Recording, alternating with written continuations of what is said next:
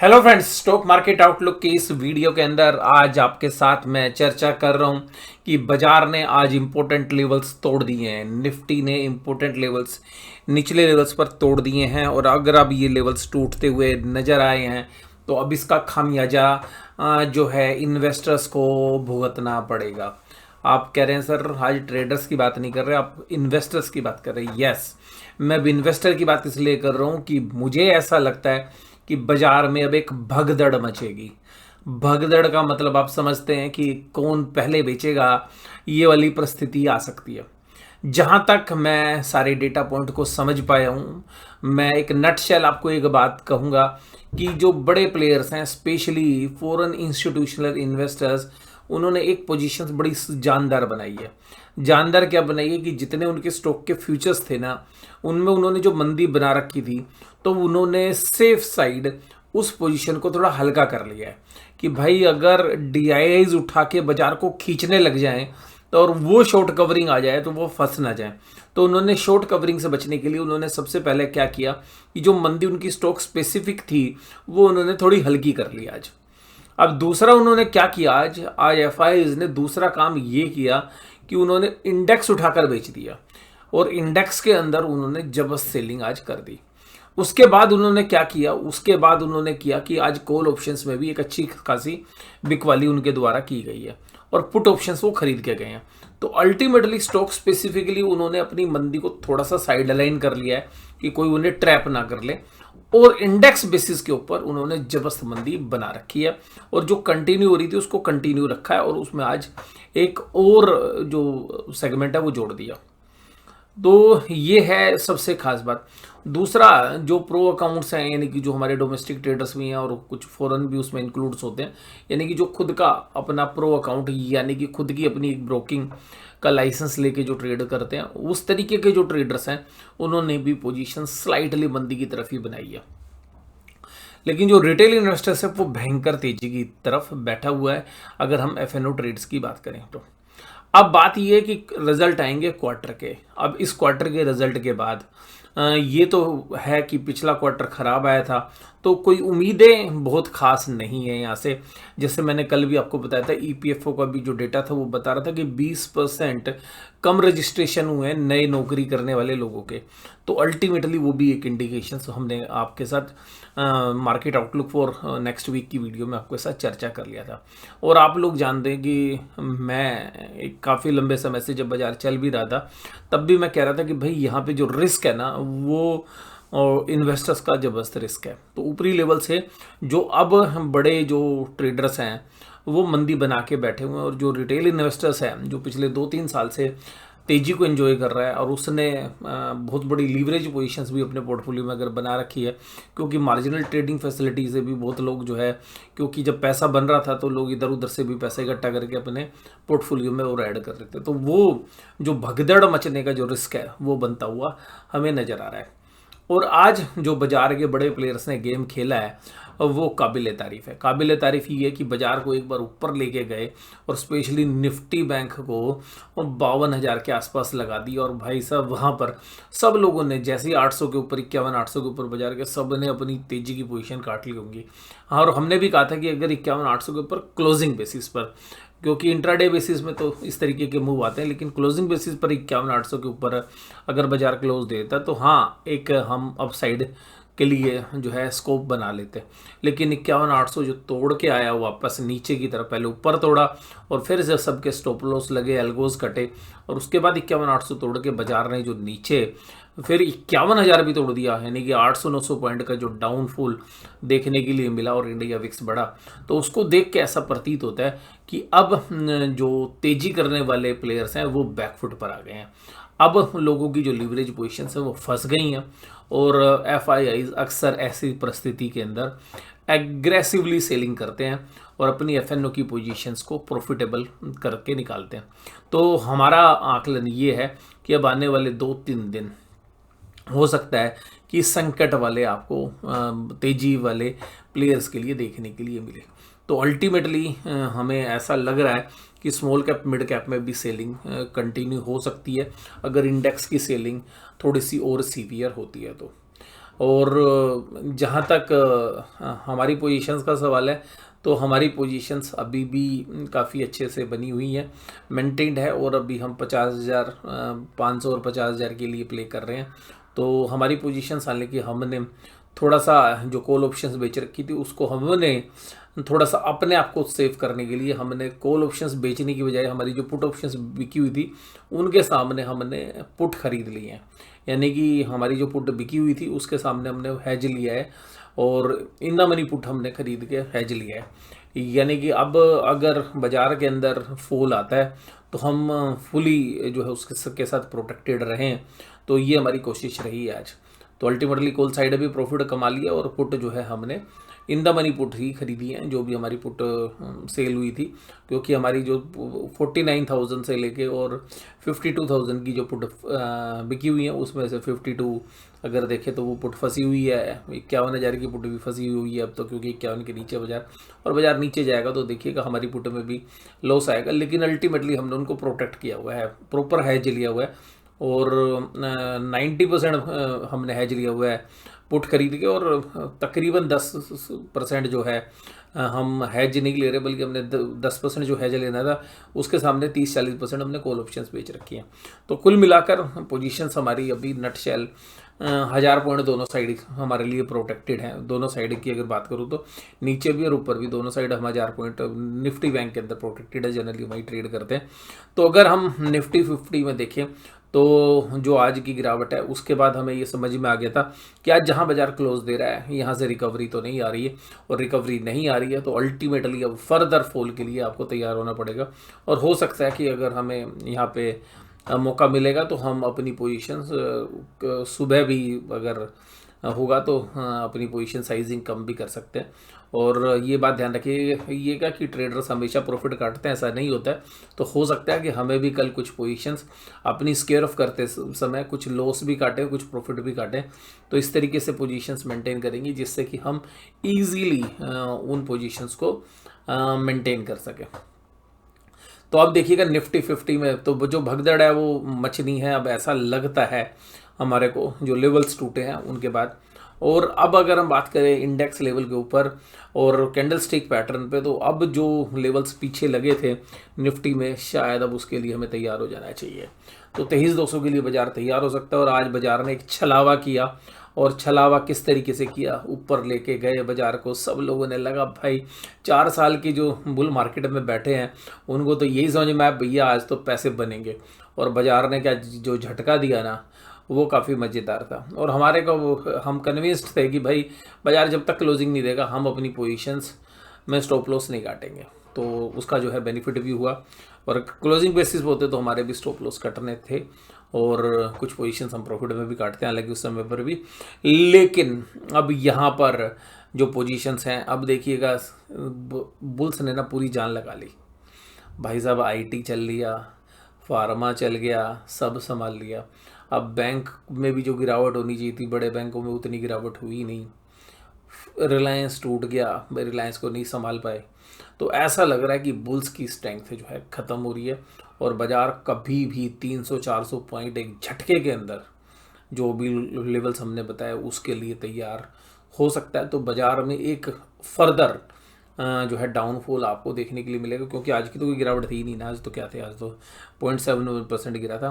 तो अभी 2% के आसपास का बाजार में गिरावट अभी हो में और देखने के लिए बड़े शॉर्ट टर्म के अंदर देखने के लिए मिल सकते हैं। तो अपना जो आउटलुक है वो सेल ऑन राइज ही है, क्योंकि जिस तरीके से बाजार के बड़े प्लेयर राइज करके ऊपर से माल बेच रहे हैं तो समझदारी तो राइज करके बेचने में ही है। तो बाजार अगर राइज करता है तो मुझे लगता है अभी भी सेलिंग अपॉर्चुनिटी है, लेकिन विद स्ट्रिक्ट स्टॉप लॉस। और क्योंकि बाजार वोलेटाइल रहेगा, और ये मैंने कल भी आपको कर दी थी कि बाजार में वोलेटिलिटी ख़त्म नहीं होगी, अब बाजार में वोलेटिलिटी बढ़ेगी। और वोलेटिलिटी बढ़ी आज भी, और हमारे अंदेशे के हिसाब से जो है ठीक रहा। और हमारे लिए भी आज का जो दिन है एक अच्छा खासा प्रॉफिटेबल ट्रेड्स थे। हमने लॉस और प्रॉफिट दोनों को अगर मैच करके देखें तो एक अच्छा खासा प्रॉफिट भी आज हमने काट के अपनी पोजीशंस भी सेव कर लिया। अब एनएससी के एडवांस डिक्लाइन रेशियो भी देखिएगा गिरती हुई नजर आई है। और ये मैं आपको इसलिए बता रहा हूँ कि देखिए कि जब भी कभी इंपॉर्टेंट लेवल्स टूटते हैं तो ये ट्रेडर की रिस्पॉन्सिबिलिटी बनती है कि भाई अगर इंपॉर्टेंट लेवल्स टूट रहे हैं तो फॉर द टाइम बिंग, कि भाई सुबह का पता नहीं बाजार किधर खुलेगा, ये तो हम एक आकलन ही लगा रहे हैं कि हम एक प्रिडिक्शन ही कर रहे हैं। हो सकता है कि मेरी प्रोडिक्शन के हिसाब से ना खुले, लेकिन फिर भी मैं आपको कह रहा हूँ नहीं भी खुले, बेशक से बाजार ऊपर भी जाके खुले, तो भी एक ट्रेडर्स के लिए एक समझ आपको बता रहा हूँ कि भाई जब भी कभी इंपॉर्टेंट सपोर्ट लेवल इंडेक्स के अंदर टूटते हैं, अपनी पोजीशंस को प्रोटेक्ट करिए, हेज करिए परफेक्टली, नहीं तो आप प्रॉब्लम में आ जाएंगे। तो ये जो लेवल्स के साथ जो हम लोग ट्रेड करते हैं, तो जैसे मैंने आपको बोला भी था कि भाई जब तक 700-800 के नीचे बाजार नहीं टूट रहा है तब तक हम शायद पूरा प्रॉपर हेज नहीं ले रहे थे, हम कॉल भी बेच रहे थे, पुट भी बेच रहे थे। लेकिन जब हमें लग गया कि भाई आज ये, तो हमने कहा कि भाई कॉल का प्रॉफिट लो और इसको पुट जो बेच रखी है उसको पुट के सामने ही प्रोटेक्ट करने की जरूरत पड़ गई। तो ये बहुत जरूरी होता है, जो लोग भी ट्रेडर्स हैं वो लोग समझते हैं कि इंपॉर्टेंट लेवल्स टूटने के बाद अगर आप अपनी और पोजीशंस नहीं भी बना रहे हैं, तो जो पोजीशंस आपने एक साइड की काट ली है और दूसरी साइड की पोजीशंस पड़ी हुई हैं, उन पोजीशंस के लिए प्रॉपर प्रोटेक्शन जरूर से जरूर ले लेना चाहिए।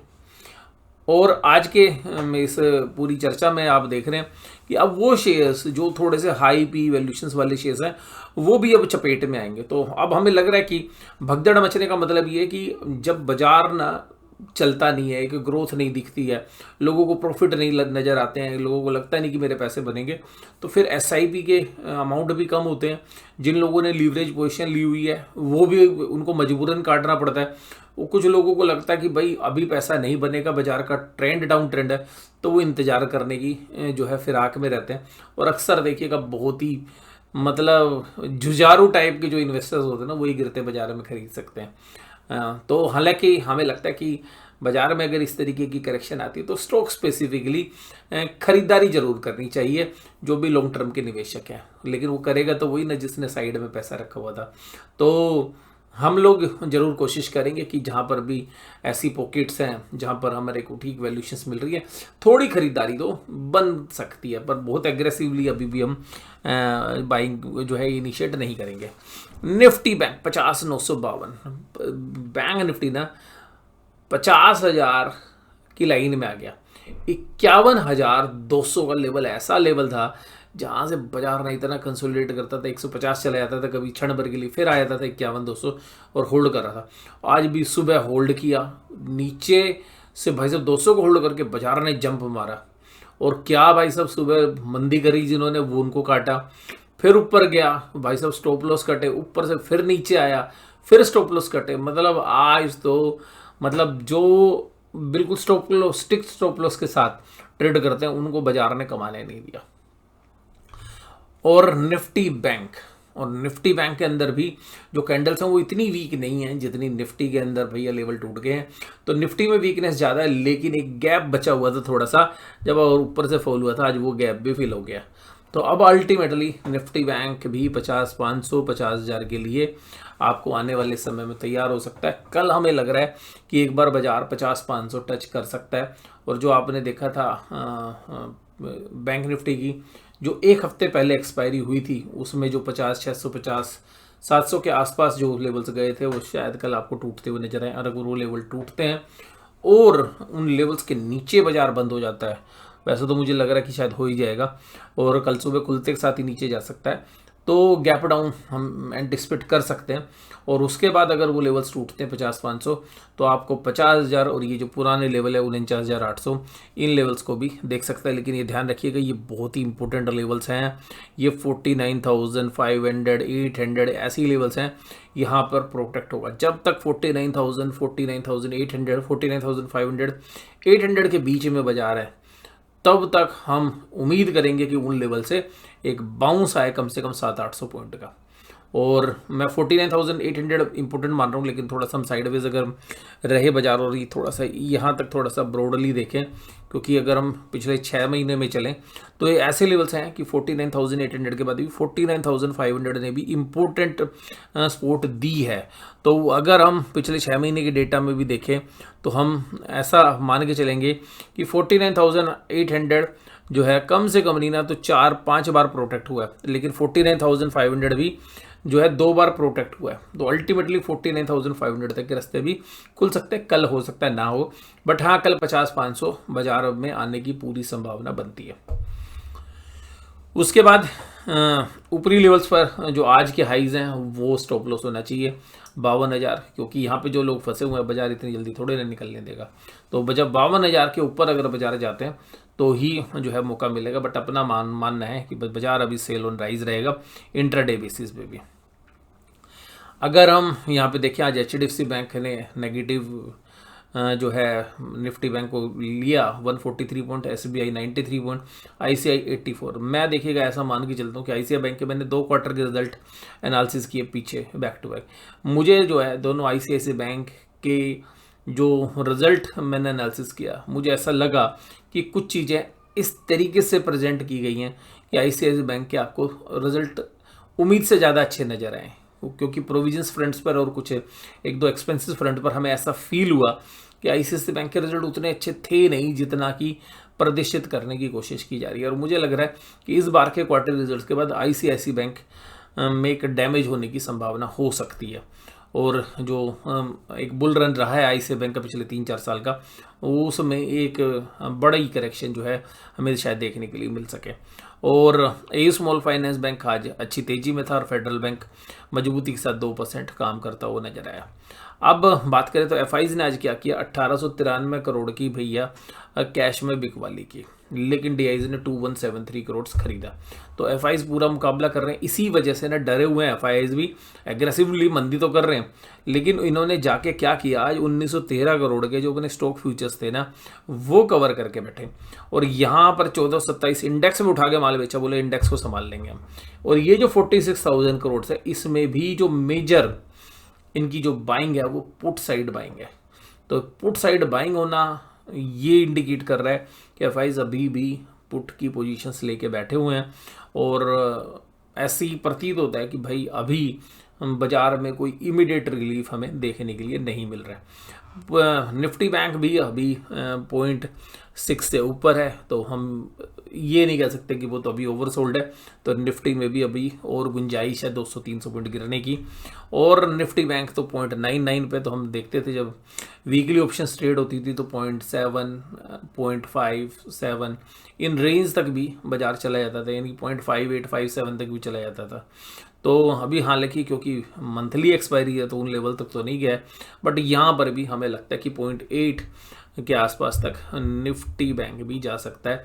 और इंडिया विक्स भी आज बढ़ता हुआ नजर आया, तो इंडिया विक्स भी देखिएगा तकरीबन 5% बढ़ के 13.97 14 के आसपास हो गया। तो वोलेटिलिटी तो हमने कहा था कि भाई बढ़ेगी, तो वो हो गया आज। और उसके बाद अगर डाउ जोन्स इंडस्ट्रियल एवरेज देखें तो ये भी 600 पॉइंट की कमजोरी के साथ काम कर रहा है। S&P 500 भी तकरीबन 1.5% कमजोर है। और यहाँ पर ऑप्शन चेन में भी देखें तो कॉल राइटिंग तो हुई है, लेकिन क्योंकि अभी नई सीरीज़ है, लेकिन पुट राइटिंग बड़ी जबरदस्त अनवाइंडिंग हुई। ये भी इंडिकेट कर रहा है कि मंदी करने वाले लोग एग्रेसिव है। जिन्होंने पुट खरीद रखी थी, जो पुट बेच के चल रहे थे, वो पुट बेचने वाले भी कह रहे भैया साइड आओ, कल कहीं फंस ना जाए। तो ये जो डेटा है ये बता रहा है आपको कि भाई बैंक निफ्टी में हालांकि इतना ज़्यादा कमज़ोर नहीं है जितना निफ्टी के अंदर कमज़ोर है, बट मुझे लगता है कि अगर निफ्टी में चोट लगेगी तो निफ्टी बैंक भी शायद 50-500 को कल तोड़ दे और 50,000 तक के दायरे के लिए भी प्ले हो सकता है। बट मुझे लगता है 50-500 और 50-200 के बीच में भी एक अच्छी स्पोर्ट है, तो इतना जल्दी नहीं शायद टूटे। पर हाँ, 50-500 के आसपास बाजार आने की संभावना जरूर से ज़रूर हमें लगती है। व्यू हमारा सेल ऑन राइज का ही है और बाजार में अभी खरीदारी जो है मुझे लगता है कि जो बहुत लॉन्ग टर्म निवेशक है उनके लिए शायद अपॉर्चुनिटी हो स्टॉक स्पेसिफिकली, लेकिन ट्रेडर्स कम्युनिटी के लिए जो शॉर्ट टर्म इन्वेस्टर्स हैं उनके लिए शायद अभी खरीदना जो है उचित नहीं रहेगा। तो आज की इस वीडियो में बस केवल इतना ही। वीडियो देखने के लिए धन्यवाद। Thank you very much.